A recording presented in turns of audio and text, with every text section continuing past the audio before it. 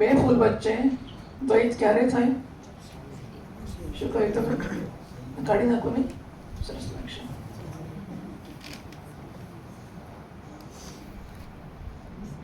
તમને સમય આપો છો વિચારીને બોલવાનો. કે વખત નથી વગાડતી. જુઓ તમને એમ કે ફૂલ ખોરો એટલે ના વખત આપું છું યાદ કરવાનો. મેં કહ્યું હતું કે આ બંનેમાં દ્વૈત છે કે નથી?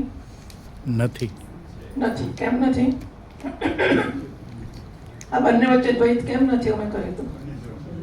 હાજી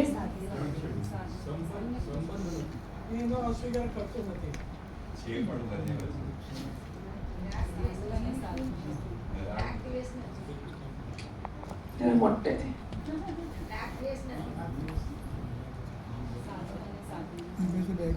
મેં કહ્યું હતું કે આ ફૂલને, આ ગુલાબને જોઈને એને મેળવવાની ઈચ્છા થતી નથી. આ સાધક સાધ્ય બનતો નથી, આ સાધક બનતો નથી. ખરો ને? મેં કહ્યું હતું સીકર શોર્ટ ડિવિઝન ઊભું થતું નથી. આને જો આ કમળને ગુલાબને જોઈને એવું નથી થતું કે મને મળે તો સારું.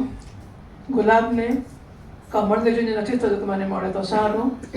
બંનેમાં પરસ્પર સાધક સાધ્ય ભાવ, ધ સીકર શોર્ટ ડિવિઝન જન્મતો નથી. માટે ભેદ નથી, દ્વૈત નથી.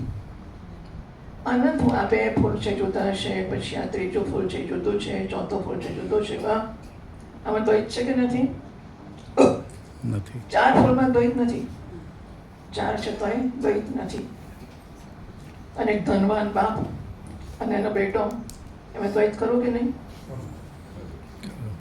અર્થમ અનર્થમ ભાવય નિત્યમ નાસ્તિ તતસ્સુ કલેશ સત્યમ પુત્રાદપી ધનભાજામ વિદ્ધિ સર્વત્રૈષામ વિહિતારીતિ.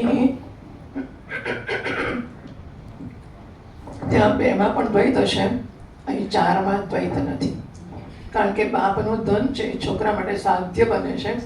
છોકરો સાધક બને છે. બાપ મરતો જ નથી. 80 થયા, 85 થયા, 80 પછી 89 થયા, 90 થયા, 91, 91, 92 પર 1 મહિના, 92 પર મરતો જ નથી. છોકરો ત્યાં લગી 70 વર્ષનો થઈ જ ગયો હોય. 70 નો થયો, બાપ મરે જ નહીં, છોકરો કરે શું બિચારો? એ સાધક બને છે. બાપની મિલકત સાધ્ય બને છે. હા, સાધક સાધ્ય બને તો દ્વૈત થાય. નહોતું નાનો છોકરો હતો દ્વૈત નહોતું. એ જ બાપને છોકરો દ્વૈત નહોતું.